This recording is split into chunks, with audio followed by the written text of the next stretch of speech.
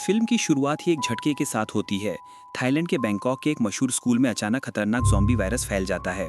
संक्रमित लोगों की संख्या बढ़ती जाती है और पूरा स्कूल मुसीबत में फंस जाता है। बचे हुए कुछ लोग मिलकर भागने की कोशिश करते हैं, लेकिन सारे बाहर निकलने के रास्ते ज़ॉम्बी से भरे हुए हैं। वे एक बंद कमरे में छिपने को मजबूर हो जाते हैं। एक छात्रा आनिंग अपने टीचर को फ़ोन करती है। उसकी माँ बिस्तर पर बीमार पड़ी हैं और कोमा में है।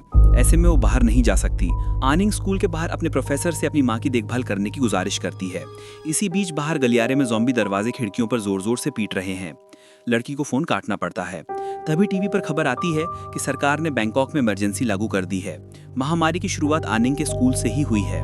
प्रोफेसर के माथे पर बल पड़ जाते हैं।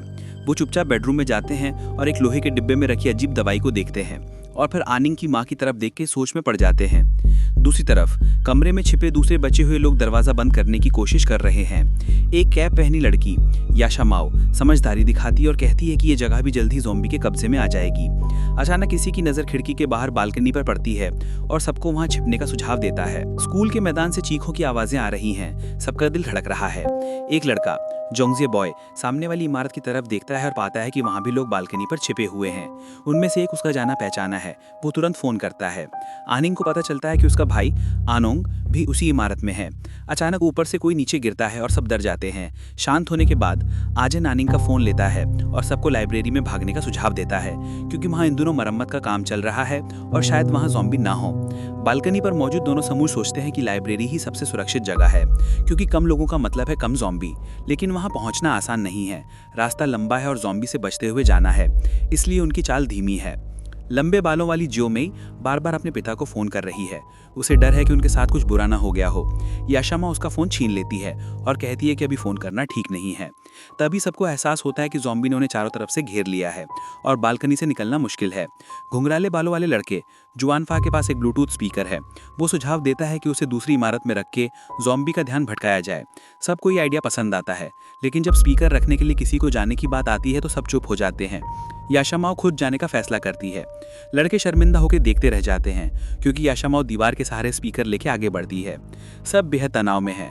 तभी एक छोटे बालों वाली लड़की को पता चलता है कि सरकार ने संक्रमित इलाके की बिजली, पानी और कम्युनिकेशन सब काट दिया है। सब हैरान रह जाते हैं, क्या सरकार ने उन्हें छोड़ दिया है? इसी बीच याशा माओ स्कूल के हॉल में पहुंच चुकी है। वो स्पीकर जमीन पर रखती है, लेकिन स्विच ऑन करते ही स्पीकर की आवाज़ होती है और वो डर के मारे बैठ जाती है। खैर, आसपास कोई ज़ॉम्बी नहीं दिखता। वो राहत की सांस लेती है, लेकिन तभी दूसरी मंजिल पर एक ज़ॉम्बी दिखता है। दूसरी तरफ आनिंग का ग्रुप काफ़ी आसानी से आगे बढ़ रहा है, जो कि उन्हें पता चल गया है कि ज़ॉम्बी आवाज़ और रोशनी की तरफ आकर्षित होते हैं। वे अंधेरे में बिना रोशनी के चलते हैं, इसलिए सुरक्षित है। लेकिन उनके ग्रुप की एक लड़की मावेई का पैर मुड़ जाता है, जिससे चलने की रफ्तार धीमी हो जाती है और शोर होता है। इससे ज़ॉम्बी का ध्यान उनकी तरफ खिंचता है और सब वहीं जमे रह जाते हैं। वहीं याशामाद वापस अपने ग्रुप के पास आ जाती है और जुआनफा स्पीकर से तेज आवाज़ निकालता है।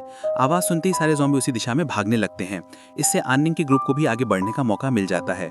दोनों ग्रुप लाइब्रेरी की तरफ बढ़ने लगते हैं, लेकिन मावी लड़की चल नहीं पा रही होती है। एक लड़का जोंगफेन तो उसे उठाने की कोशिश करता है। तभी पेड़ से एक ज़ॉम्बी गिरता है और मावेई के पैर में काट लेता है। दूसरे ज़ॉम्बी भी वहां आ जाते हैं। लड़के मजबूरी में जोंगफेंटो को खींच कर ले जाते हैं और मावेई को ज़ॉम्बी के सामने छोड़ देते हैं। बाकी सब दुखी मन से लाइब्रेरी में पहुंचते हैं, जहां याशा माओ का ग्रुप भी मिल जाता है।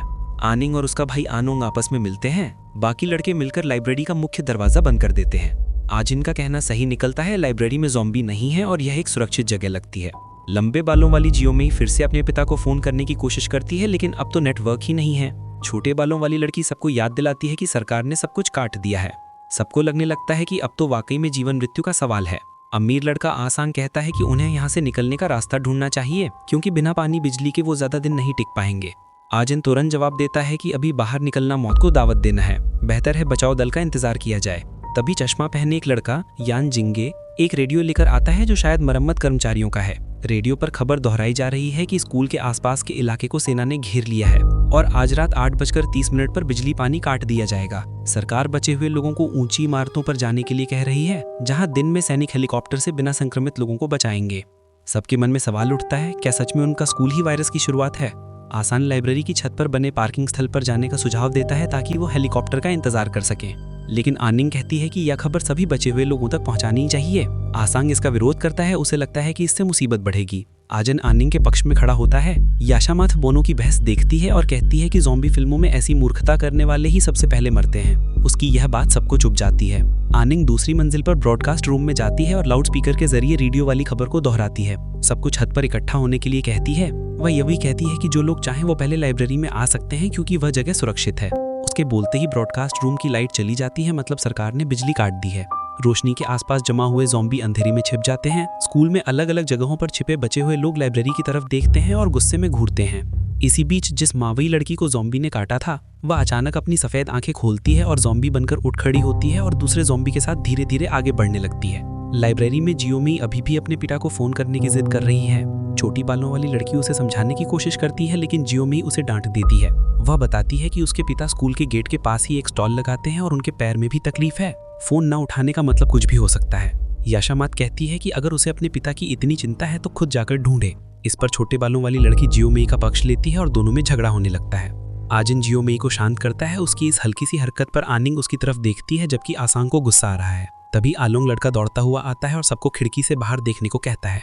नाइट विजन कैमरे से वे एक अजीब नज़ारा देखते हैं। सारे ज़ॉम्बी किसी एक दिशा में बहुत अनुशासन में चले जा रहे हैं, जैसे उनमें कोई संपर्क या भावनाओं का आदान प्रदान होता हो। सबको लगता है कि यह ज़ॉम्बी टीवी वाले ज़ॉम्बी से अलग हैं। आनिंग कहती है कि अभी इन बातों से क्या फ़ायदा, कल सुबह हेलीकॉप्टर का इंतजार करना है, इसलिए आराम करना चाहिए। सब मान जाते हैं, लेकिन इतनी मुसीबत में किसे नींद आएगी। सुबह होते ही आसांग सबको अलग अलग जगह हथियार ढूंढने भेजता है ताकि सुबह 7 बजे छत पर जा सकें। जब सब चले जाते हैं तो आसांग आजिन को अलग ले जाता है और उसे आनिंग से दूर रहने की चेतावनी देता है। वह कहता है कि आजिन आनिंग के बारे में कुछ नहीं जानता। आसांग बताता है कि आनिंग और प्रोफेसर किसी प्रोजेक्ट पर गुप्त रूप से काम कर रहे हैं और इसका संबंध आनिंग की बीमार माँ से है। इसी बीच बाकी लोग हथियार ढूंढ रहे होते हैं। याशामाओ को एक टूल बॉक्स मिल जाता है। वह खुश होकर दूसरों को बुलाती है, लेकिन तभी उसकी नज़र खिड़की के बाहर पड़ती है। उन्हें एहसास होता है कि लाइब्रेरी का मुख्य दरवाजा तो बंद था, फिर ये ज़ॉम्बी अंदर कैसे आ गए।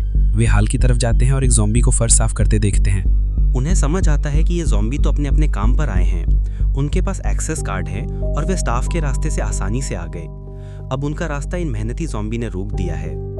छोटे बालों वाली लड़की खिड़की से कूदकर हॉल में जाने की कोशिश करती है, लेकिन तभी जियोमी के फ़ोन की अलार्म बज उठती है क्योंकि उसका स्क्रीन टूट गया है और अलार्म बंद नहीं हो रहा। आवाज़ सुनकर ज़ॉम्बी सतर्क हो जाते हैं। छोटे बालों वाली लड़की खिड़की से कूदती है, लेकिन ज़ॉम्बी उस पर टूट पड़ते हैं और उसकी गर्दन काट लेते हैं। जियोमी अपना फ़ोन फेंकने से इनकार करती है और भागने लगती है। उसके पीछे ज़ॉम्बी की एक लंबी कतार लग जाती है। भागते भागते वे एनिंग के ग्रुप के सामने आ जाती है। अब सवाल ये है कि क्या जियोमी जैसी मुसीबत को साथ लेकर ये बचे हुए लोग सुरक्षित छत तक पहुंच पाएंगे? जवाब जानने के लिए अगले एपिसोड का इंतजार करें। फिलहाल के लिए अलविदा।